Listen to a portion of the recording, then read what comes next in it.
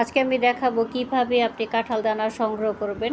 12 মাস না, কয়েক বছরের জন্য আপনি এইভাবে সংগ্রহ করতে পারবেন। শুধু একটু দেখেন, দানাগুলি ফ্রেশ হতে হবে, এরকম কোনো যেন ফাটা দানা না হয়, তাহলে দানাগুলি নষ্ট হয়ে যাওয়ার সম্ভাবনা থাকবে।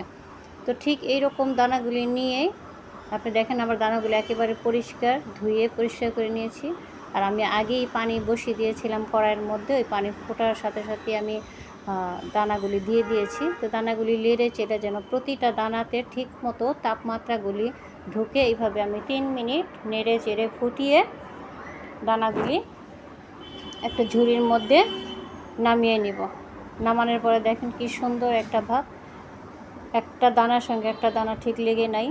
ঠিক এইভাবে আপনি সিদ্ধ করে নেবেন। এগুলি আমার কয়েকদিন আগে ফ্রোজন করা কাঁঠাল দানা। দেখেন কত সুন্দর কাঁঠাল দানাগুলি, একটা দানার সঙ্গে আরেকটা দানা লেগে নেই, একেবারে বরফ হয়ে পাথরের মতো শক্ত হয়ে আছে। আর এটার স্বাদ ঠিক নতুন কাঁঠাল দানার মতোই থাকবে, আর পুষ্টিগুণ আমার মনে হয় না যে নষ্ট হবে।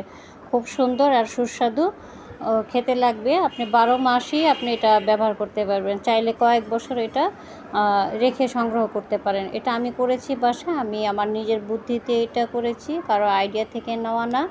তো আমি এটা করেছি বলে এটা ভাবলাম আপনাদের সঙ্গে শেয়ার করা দরকার, এর জন্য আমি শেয়ার করলাম।